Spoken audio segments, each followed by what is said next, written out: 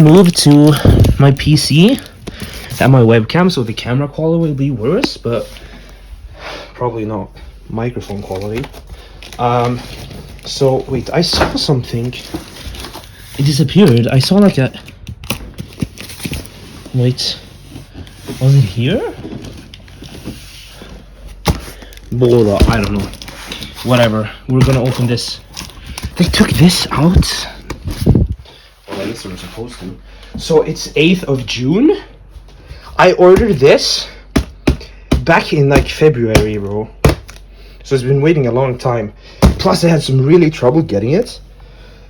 They ship it with DHL, and DHL is like shit.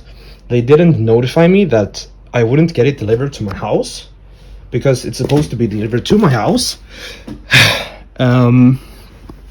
But I just randomly went into their website and saw that it was at a pickup point, and I thought that, oh, it's at a pickup point, meaning that they're waiting for the shipping shit to come and pick it up and leave it at my house.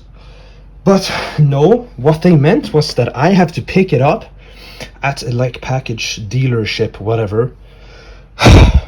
So I have to like do a bunch of shit and I could retrieve it. I didn't know it was there. It's been there since the 2nd of June. But at least I got it. If you're having trouble with like you haven't gotten it yet, make sure to go to your like order confirmation number or shipping confirmation thing that you should have gotten about the package, and check the like tracking number of the package and see that you're not having the same trouble as me, where DHL can't ship it out to me. Sorry, I'm out of breath. Okay.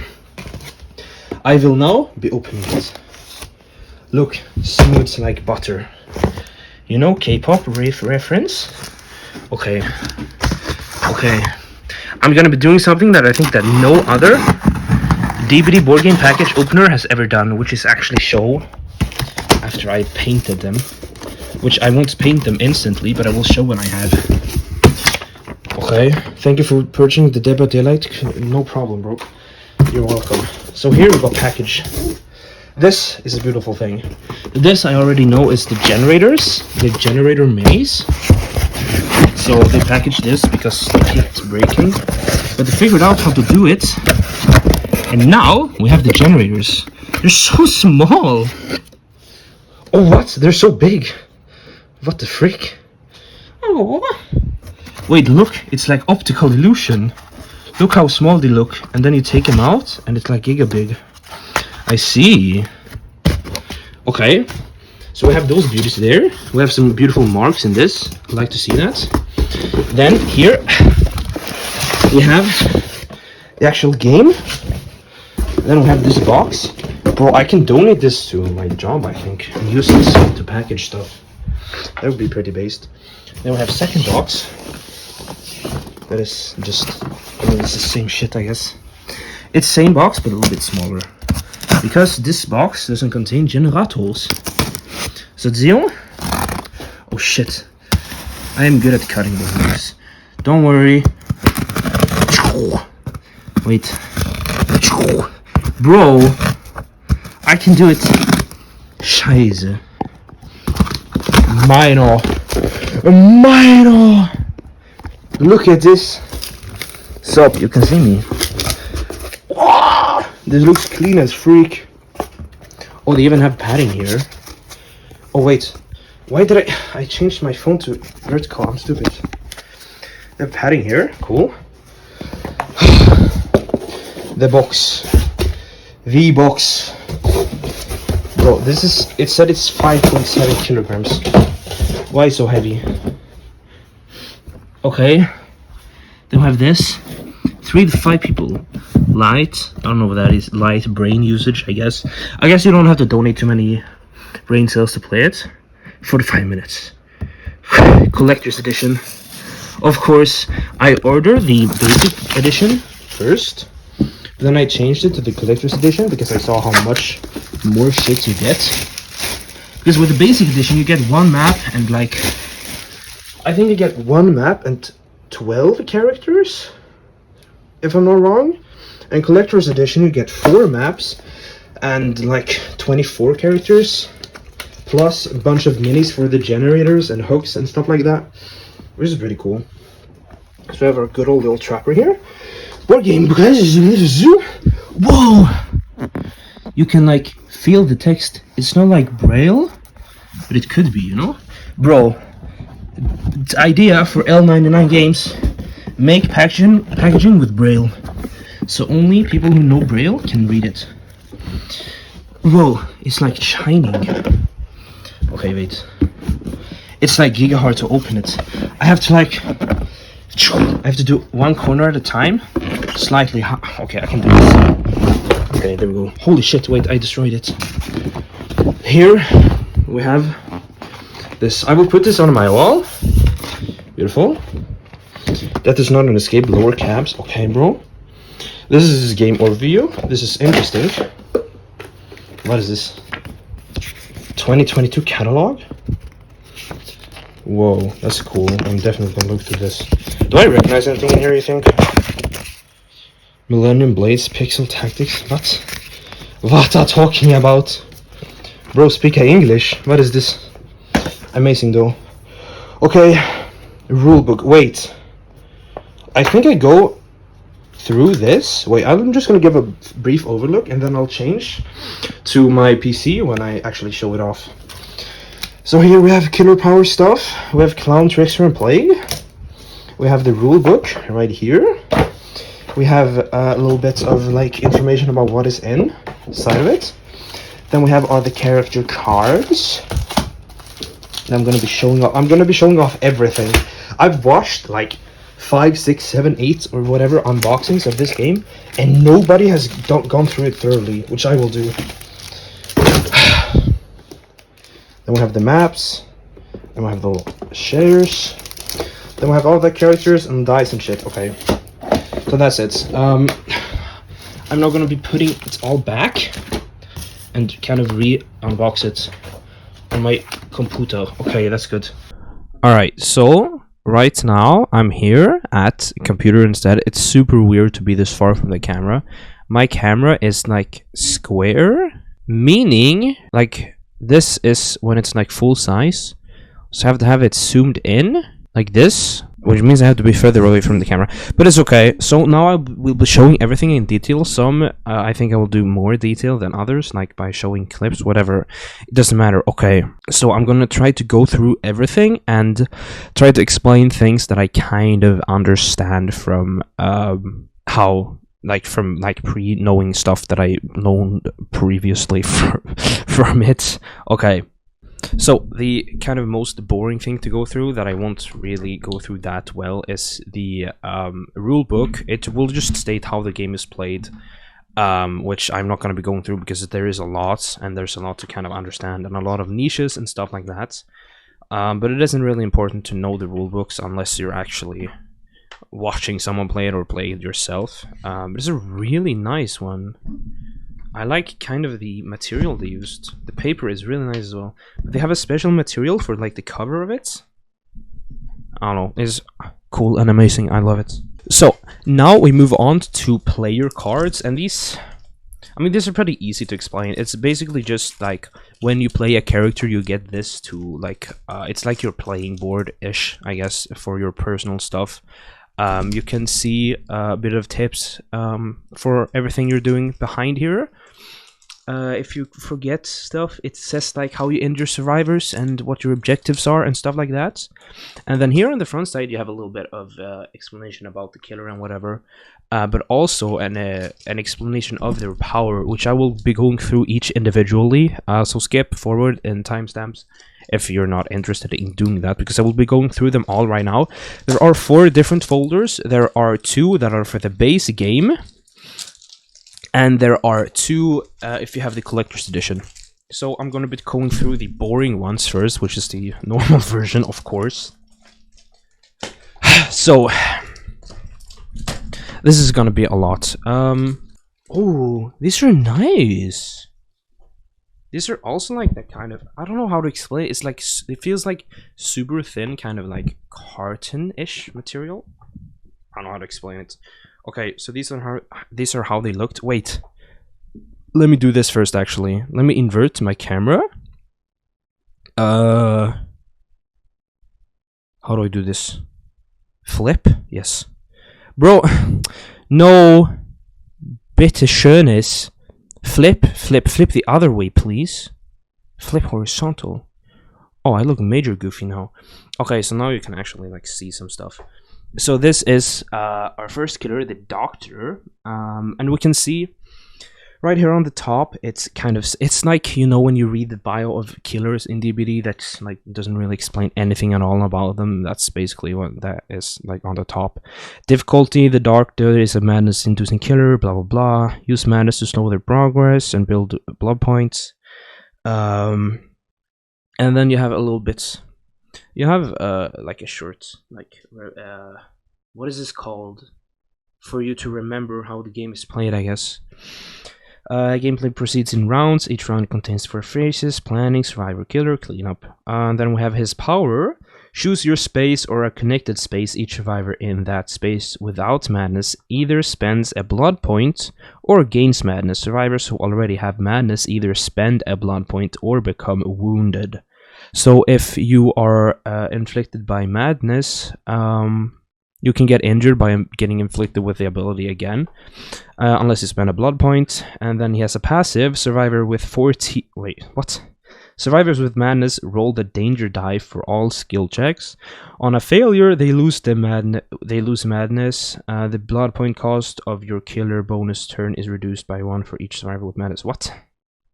Survivors with madness roll the danger die for all skill checks. On a failure, they lose madness. What? The blood point cost of your killer bonus turn is reduced by 1 for each survivor with madness. Oh, there's like 2 different things. And then you have his abilities. Well, this is basically their perks in game. Like they're in actual DBD, the perks that come with the killers are basically their unique abilities. He has monitor and abuse, costs nothing. At start of cleanup, the cleanup phase, if there are no sacrifice survivors, you gain a blood point. Then you have overcharge, which costs 2 blood points. After you damage a generator, a survivor in your space or a connected space becomes wounded. I don't know how that will get chosen. If you have like a bunch of survivors connecting, I don't know how we would decide that, but sure. Then you have overwhelming presence for 1 blood point. When a survivor in your space or a connected space uses an item, they roll the danger die.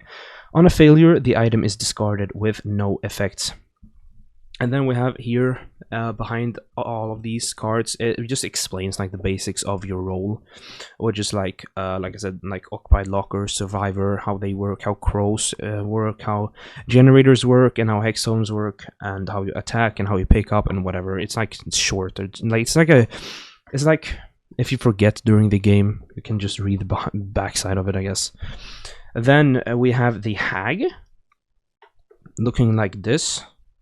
Zoom, zoom, zoom, zoom, zoom, and this is the, I think I mentioned it, but this is the kind of like board thing that you have in front of you when you play the game, and you keep all of your blood points that you stack up here and whatnot.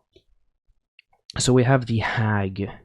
Place a phantasm trap every turn if you're able, and prioritize rooms with generators. Not only will phantasm traps generate a lot of blood points, but they will often give you cheap or free attacks. So this is something that we have with the killer powers, with like what we got to the game.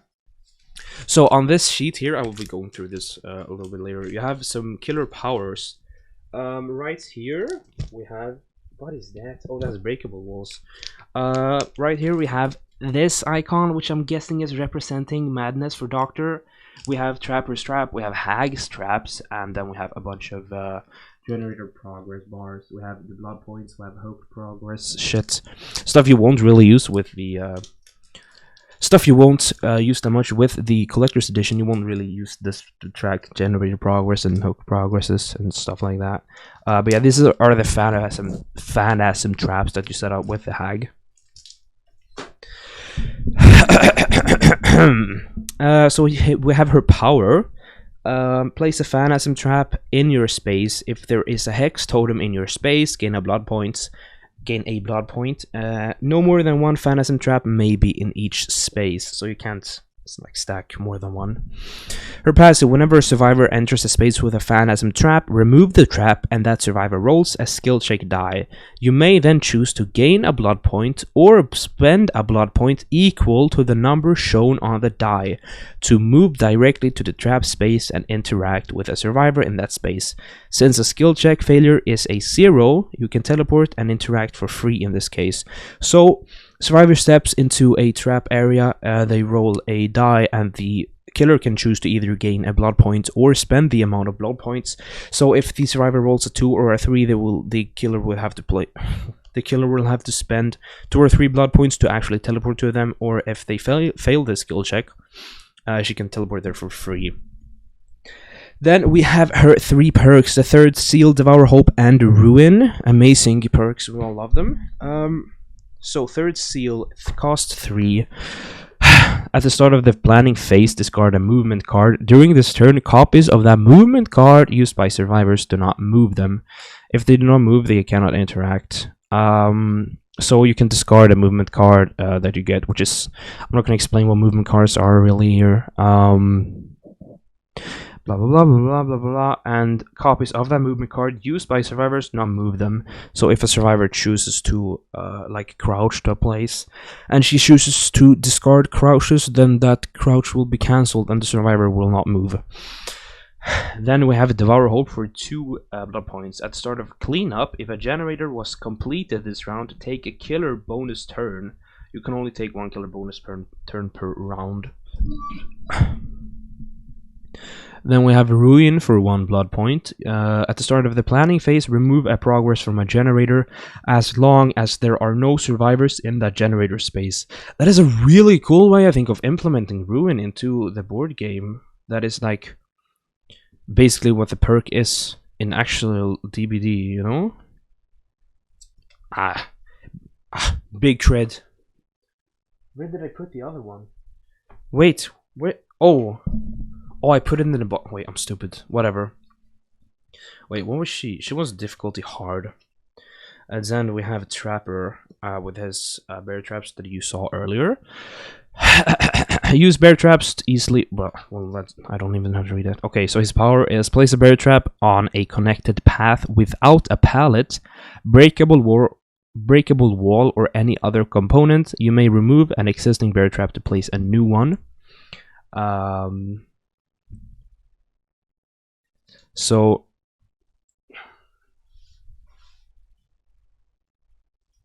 on the map, I'm not 100% sure I'm right with this, but I think I might be. On the boards, we have connected paths, which, wait. Place a bear trap on a connected path without a pallet, breakable wall, or any other component. So I guess he can put a trap on any... I think that means that he can put a trap on any of these. So these are the connecting paths. This is how you move around in the game. So if you stand here, you will have to use a jump movement card to jump over here. And I think Trapper can place his bear traps in these spaces, preventing the survivor from actually moving there if they would want to. Unless they want to, like, disarm the trap or whatever.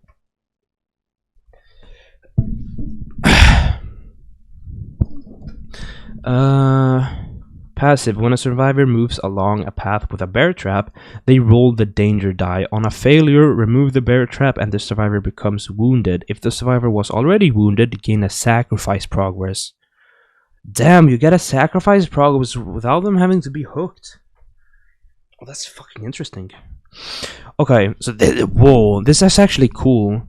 I've heard a lot of people that like to play Trapper. I've never understood. I never really felt like I would enjoy playing Trapper.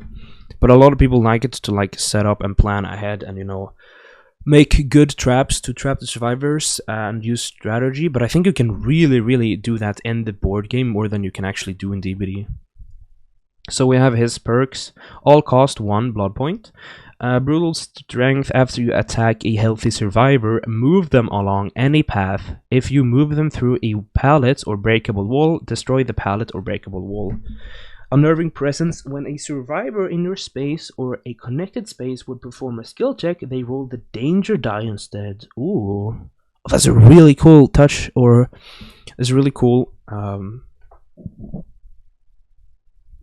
implementation of the perk, I feel like, in the board game, because it's kind of, it makes sense with what it actually does in DBD as well. Agitation: after you attack a healthy survivor, move along any path, so you can kind of like hit and run, I guess. Speaking of hit and run, now we're moving on to the best killer in the entire game, Wraith. Oh shit! Wait, shit flew in my fucking garbage can. Who flew down there? Billy and Nurse? What the hell? Well, I guess that's bias. So we have a Wraith. He doesn't have a passive, he just has a power, which I guess is why he's... Wait, okay, he's not easy, he's hard. So he has a Wailing Bell. Move directly to a space that is not connected to your space. Oh, that's fucking interesting. So you can kind of teleport, really. And that's all he does? Okay. So he has Shadowborn, based for 2 blood points. At the end of the planning phase, place a 3rd movement card. This will allow you to take a 3rd turn. You cannot take killer bonus turns this round. Then we have Bloodhound for 0 blood points. After you sacrifice a survivor, they lose a blood point and you gain a blood point. You still gain blood points even if they do not have any to lose. Sacrifice a survivor? Can you actually sacrifice them? I thought you couldn't actually kill them off. Can you? I don't know. Then you have Predator for 2 blood points. At the end of this planning phase, choose a survivor. They discard their set movement card, then replace it with a new one. Well, that's interesting. So that was everything for Wraith. Pretty short and nice. Then we have Billy. Billy doesn't either have a passive. I don't know why I'm showing them, but I like looking at how they did the thing. The art thing or whatever. So we have his Chainsaw. Discard a movement card except wait to move along that card's path. When using this power, you cannot move along paths with pallets, breakable walls, or any other components. A survivor in the space you entered becomes wounded. Wait, okay, you should discard a movement card that isn't wait. So wait is a movement card that makes you stand still. So you discard one of the movement cards. And if you move into an area where a survivor is, they become injured. He has Lightborn for 0 blood points. At the end of the planning phase, reveal one of your set movement cards and gain a blood point.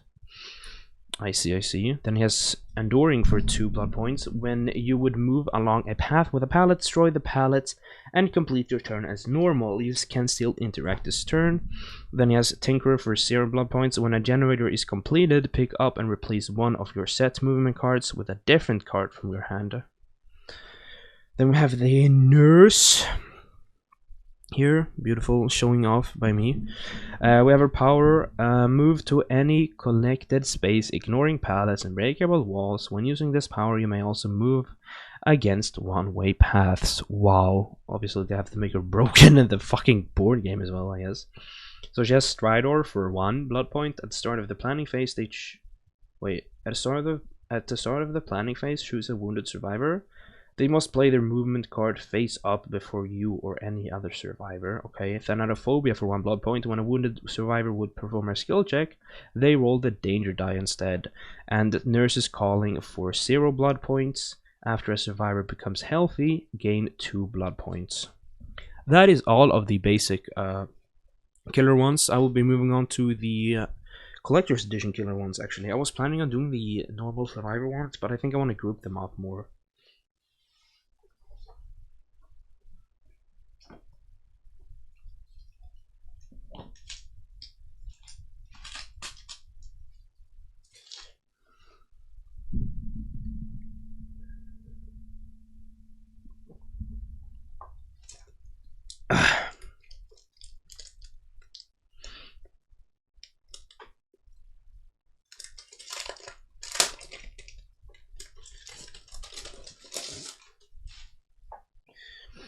So, for the collector's edition killer ones, we have the twins, which I will be doing last, saving the best for last, of course. So we have Huntress. I'm actually surprised I didn't put her in the base one. But yeah, we have Huntress here. Well, great me showing it off. She has hunting hatchets. A survivor in a connected space rolls the danger die. On a failure, they become wounded. That's her power. Okay. Hunter's Lullaby for 2 blood points. When a survivor would move with their movement card, discard a copy of that movement card to prevent that move. They may still interact, okay? We have Beast of Prey for 1 blood point at the start of the planning phase, move along any path. We have for blue 2 blood points, Territorial Imperative. After interacting, use your killer power. You can only use your killer power once per round. Then we have the Spirit. Me and Sunny, my beautiful friend moderator, is really fucking excited to see what Spirit actually will look like. Because it's so weird. I'll explain later. So she has Yamaoka's Haunting as power. Discard a movement card except wait to interact with a healthy survivor or pop in a space connected by that card's path.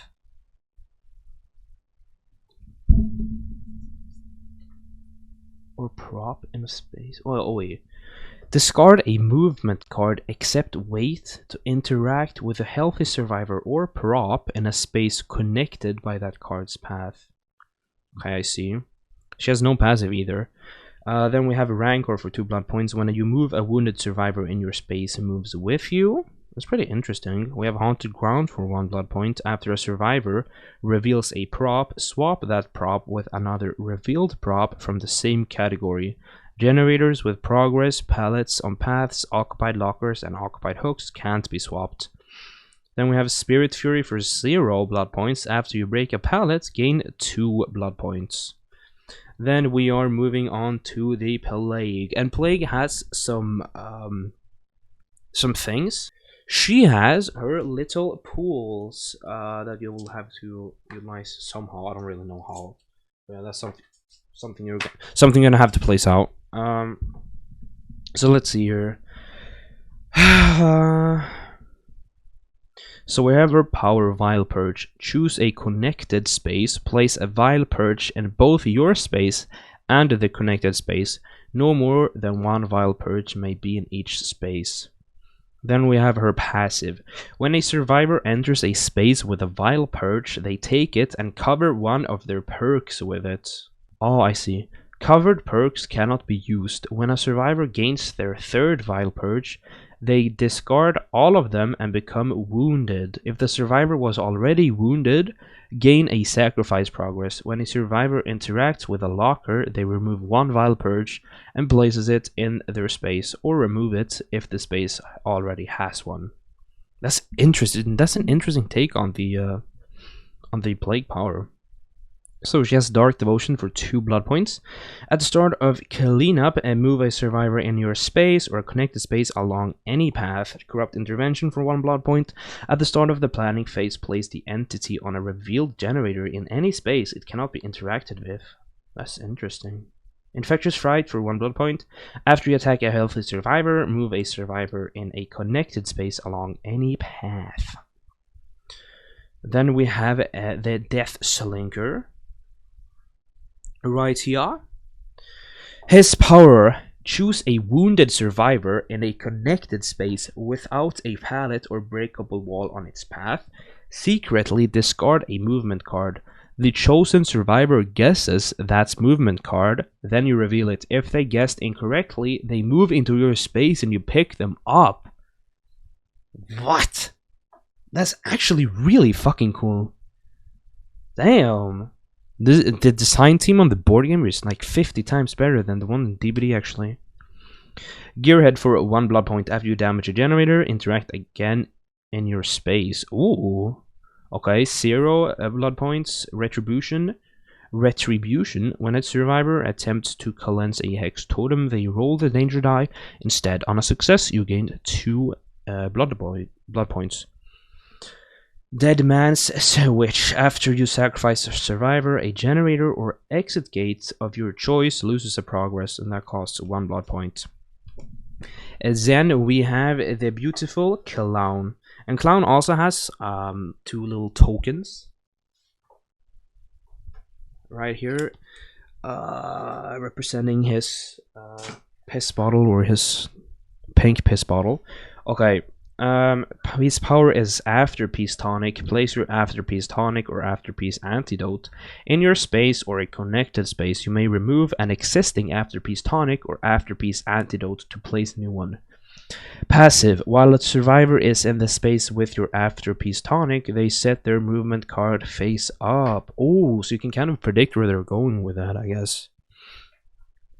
When the killer or a survivor enters the space with your Afterpiece Antidote, that killer or survivor may move again along any other path before interacting. Ooh. Then he has Coulrophobia for 2 blood points. When a survivor would move into your space, prevent that move. The survivor cannot interact during this turn. Oh. That's fucking cool. Then we have Bamboozle for 1 blood point. At the start of the planning phase, place the entity on a path. Players treat it as a breakable wall. You may pass through it freely. And then we have Pop Goes the Weasel for 0 blood points. After wounding or sacrificing a survivor, remove a crow, an unoccupied locker, or a chest in a connected space. Oh, I'm gonna throw up. We have the Legion. A beautiful. Power Frenzy. Each survivor in your space becomes wounded. If at least one survivor was already wounded, gain a blood point. Oh my god, so it's gonna be permanent wounded as well. I see. And then we have Mad Grit for 0 blood points. While attempting to sacrifice a survivor, when you enter a space with another survivor, wound that survivor. I like that. You have Discordance. When a survivor enters the same space as another survivor, gain a blood point for each survivor and killer in that space. Then we have 2 blood points for Iron Maiden. Before interacting, swap the positions of an unoccupied locker and an occupied hook anywhere on the game board. Oh, so you can kind of control objective spawn points or things. That's really cool. Then we have Oni, Giga based. His power is Yamaoka's Wraith. Gain a blood point for each wounded survivor and hex totem in your space and connected space. I see. That's okay. Nice. So he's like blood point stacker. Then we have Blood Echo for 2 blood points. After you sacrifice a survivor in a connected space becomes wounded. 2 blood points for Sanjin Tactics. At the start of your turn, discard a set movement card and replace it with a new one. Then we have Nemesis for 2 blood points. After a survivor interacts with a pallet or locker in your space or a connected space, remove the pallet or locker. And then we have the Blight, who actually has a passive. This little beauty. And his power, shuffle your hand and discard a movement card at random. Then move along that card's path. If you entered another space with this movement, you may then choose to interact in that space or to repeat this effect. If you have no movement cards in your hand, you can't use this killer power. And then his passive is you begin the game with an additional copy of each movement card, but with no copies of weight, for a total of 8 cards. Ooh. And then you have Blood Favor for 0 blood points at the start of cleanup if all survivors are wounded and no survivors are sacrificed. Gain a sacrifice progress. Dragon's Grip, 1 blood point. When you damage a generator, discard up to 2 movement cards. Each survivor in a space connected to that generator by either card's path either spends a blood token or becomes wounded. Then you have Undying for 1 blood point. As an interaction, discard a movement card except wait to interact with a prop in a space connected by that card's path. Then we have Trickster, and he has a lot of little doodle things. He has his mother flipping knives. His power is each survivor in your space and connected spaces gains a knife. And then his passive, survivors' maximum blood points that they can hold decreases by 2 for each knife they have. Survivors discard any blood points. Survivors discard any blood points beyond their maximum. After a survivor interacts with a locker, they discard all of their knives. When a survivor gains their 3rd knife, they become wounded. If a survivor would gain a 4th knife, gain a sacrifice progress instead. A survivor with 3 knives cannot become healthy. I see.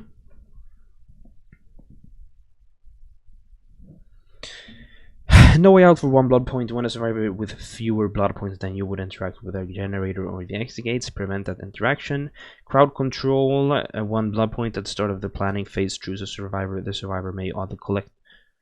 At the start of the planning phase, choose a survivor. The survivors may collectively spend 2 blood points. Otherwise, you select what movement card the chosen survivor will set from their hand for the turn. Start strike for 2 blood points. When you would pick up a survivor, move along any path and then pick up a different survivor instead. They do not need to be wounded. Then we have it, the most important one, twins. Twins made for life. I'm never playing any other killer than twins in this. We have their power. Place Victor in your space. If Victor is already on the game board, remove him before placing him back into your space. Passive. At the start of each of your turns, you may take that turn using either Victor or Charlotte. When Victor would pick up a survivor, you gain a blood point instead. Survivors can interact with Victor to remove him. Remove. Victor is considered to be the killer when you are taking a turn with him. In all other instances, only Charlotte is the killer. I don't know what that means, being the killer. We have coup de grace for 2 blood points at the end of your turn. Take a killer bonus turn instead of playing a new card. Reuse the movement card from your last killer turn. You can only take 1 killer bonus turn per round. Then we have Hoarder. You protect what little you have. As an interaction, interact with a chest to remove it and gain 2 blood points, and that costs 0 blood points. Then we have Oppression. When you damage a generator, remove a progress from up to 2 other generators anywhere on the game board. And that's all of the killers. Damn, that's so much. And the thing is, the survivors kind of share everything, really, and kind of, I think all characters kind of share perks and stuff, and you can kind of mix and match them however you want. So I'm not going to be reading out all of the survivor stuff because I've been doing this for so long, and I don't want to speak anymore, really. So, like I mentioned earlier, this is nothing that I will use, I'm pretty sure. Because this is meant for the normal version, where basically everything is replaced by something else. Probably not everything, but most of these I am in no need of actually using. Well, I kind of am. Whatever. You see what it is. It's just random shit, okay? And then here we have a bunch of movement cards, but we also have survivor items that they can use for different shit. And then we have all of the perks. All of the survivor perks and all of the killer perks. Like I said, you can kind of mix and match them however you want to, if you do not prefer to play with the killer's actual own perks. Then here we have all of the injury tokens, which are, you know, what represents a survivor being injured or not. Here I have a survivor, and then when they're injured, you put their little asses inside of this, on this. Bro, can I, like, actually do it, or what? Please, Bappelito, you can do it. I believe in you. 9! I felt something. Whatever, it don't matter. When they injured, they go on this, okay? Thank you. And then we have the generator minutes I showed earlier. And we have these progress bars that show how much progress you have on a generator. You kind of plop them in here. Wait. It's like this. Like that. So you can kind of tell. Shit. You can kind of tell how much progress you got. Then we have all the dice in here. We have the normal dice, which go up to 5, including 1 failed skill check thing instead of a 6. And then we have a I don't remember what they call this, danger die. I don't know. It has 4 sides that is failed skill check and 2 sides that are great skill checks. Then here we have a bunch of blood tokens that are 3D instead of the flat ones, flat cringe non-collector's edition ones. And now we have come to the part that is the only part people care about, which is how the minis look like. So the thing is, I'm going to paint all of these minis. I have never seen anyone paint them and then show the result of what they look like when they're painted. But I will do a follow-up to this video when... Holy scheiße. It's like I dropped it, but then I, like, when mid-dropping, I, like, threw it on the ground instead. Okay, so when I'm done painting this, I'm gonna paint it with some friends. When I'm done with that, I will actually show each and every one how they look like. So stay tuned for that follow-up video. Can I even show them here? No, it's not gonna be impossible. It's gonna be impossible to show them. I'm gonna have to record with my phone. That is me trying to sync. Okay, sorry. So right here we got Hag. She looks like this. There's not that much to show. I just think it's cool what kind of pose they have and are like using. Then we have a nurse, and they've made her look like she's flying, which is really cool. With that little thing, I'm just scared that it will break off, but it's fine. I think all of the base survivors and killers look pretty simple to paint, which is nice. Okay, Crabber has so many fucking details. I take that back. Why is he so skinny, bro? What? He looks like a corpse. Okay. Then we have the Billy, who he's bald, bro. He doesn't have any hair. What the hell? He has a dent in his head. Wait, he got a bowling ball dropped on him. That's cool. I respect that. And he's also like a corpse a little bit. Then we have the doctor, which I'm a little bit scared of because it's like, it seems like these are gonna break off so quickly. Those like shock things. But anyways, this is what it looks like. So much details on his face, but you don't have to care too much about it, I feel like. Wraith looks like this. That's what I'm talking about. Oh, there's a little hair thing going on. So those are all the base killers. Then we have all the base survivors. We have Jake Park. What is he doing? What? Is he pulling on his own fingers or what? Is he eating out of a bag? Wait, can this focus on that? No. It looks like he's eating out of a bag. Wait. Yes, he has his... Oh no, he's taking off a glove, I think. What? Okay. Well, then we have Nia. Looks... Why is she in like a karate pose? It looks like she's gonna fight someone. What the hell? Okay, I see. Then we have Megan. Cringe. She's in her little running pose. I like the poses they make. Then we have Claudia in her kind of like super classic angsty pose. What? Her pose of her legs kind of doesn't match her upper body.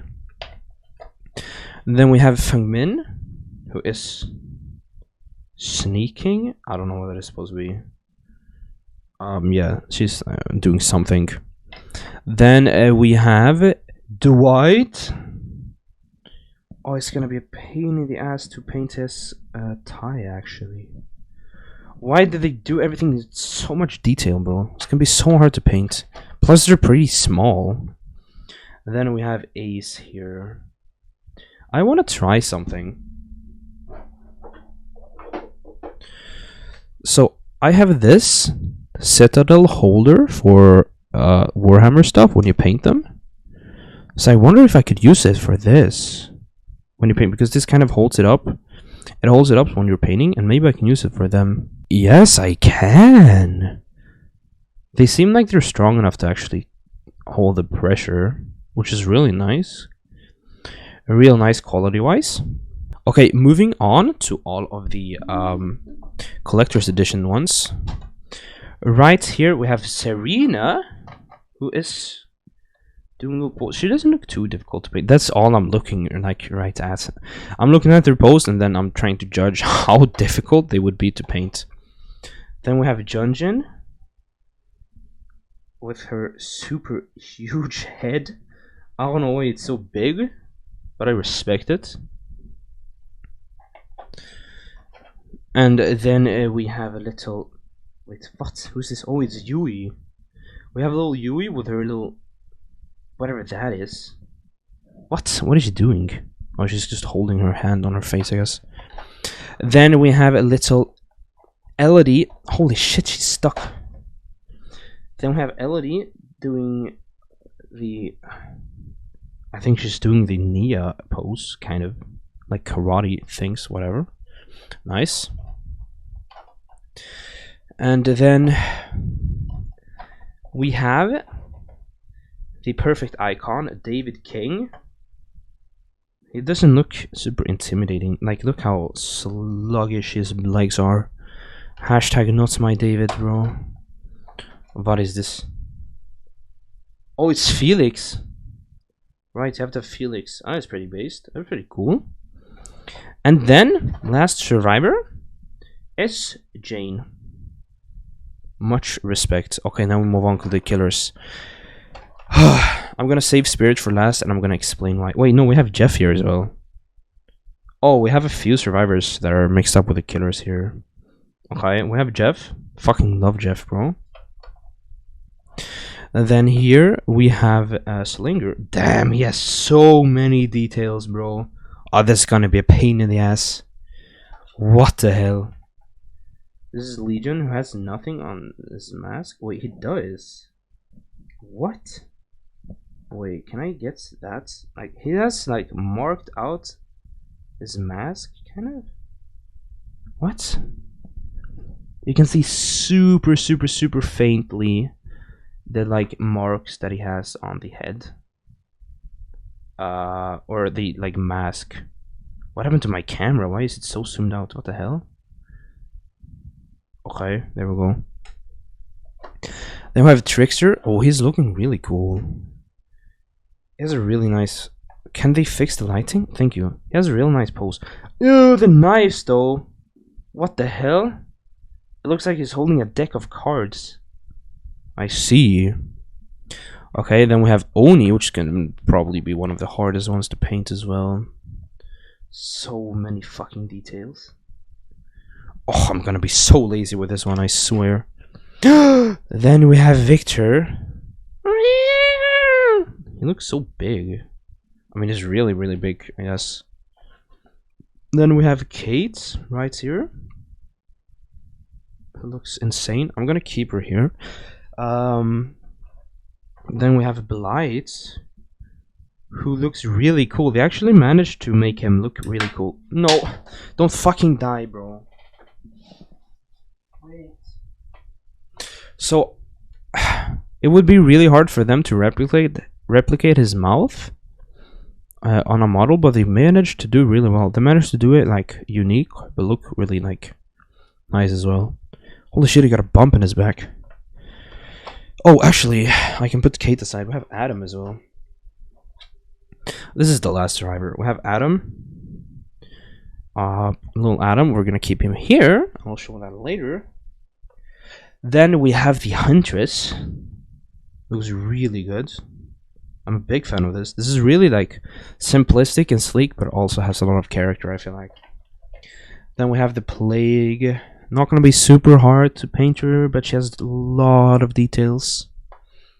Then we have Charlotte, which is like, look at her size compared to Victor, bro. Like, he's literally like half her size. Well, I respect it. I respect it a lot. And then the last killer we have is a clown.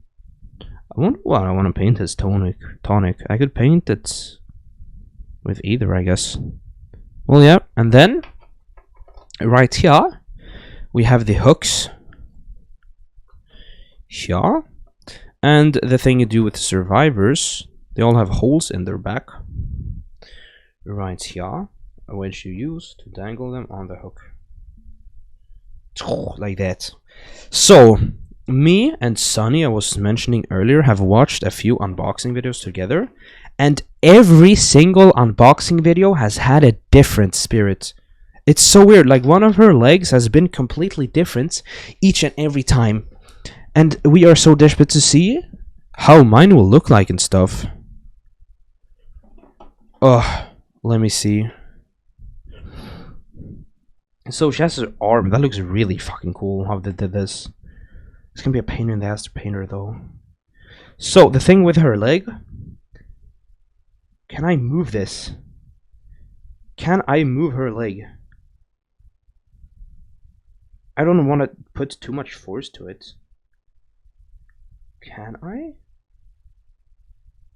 Huh. Let me... Okay. I'm kind of bending her leg, but it doesn't really move. So the thing is, her limbs aren't stuck with the leg, and you can kind of move it. But with one we saw, her leg was like out here, like super like bent out in a way. Maybe if I bend it hard enough, but I'm gonna break it. Okay. Okay, so that was practically everything with it. I'm super sleep deprived and I didn't go through everything, but it's okay. It's a long video, and if I think the people who actually care about it will be able to sit through it, and also I hope the timestamps helped. As I said, I will make an update video showing off my painted ones. So stay tuned for that. Subscribe so you don't miss it, of course. Yeah, I'll be talking a little bit more about the board game in the future. I'm going to play with friends and stuff like that. I'm really excited for it, but the next video that's going to be about it is going to be me talking about me showing off like the fully painted ones. And it's just going to be a pain in the ass to paint it, but it's okay. I will try to push through it. I think I'm one of the few people who actually order the DVD board game who already has a vested interest in like models, like plastic models, and building plastic models and painting them. And I have stacked up so many colors. I have like every single color that I could have, and I hope it's gonna be enough. I'm not gonna be super picky. Some colors might not fit, might not exist, might not replicate how they look like in game. I don't give a shit. Okay, thank you so much for watching this. Yeah, stay tuned for the beautiful update I will do.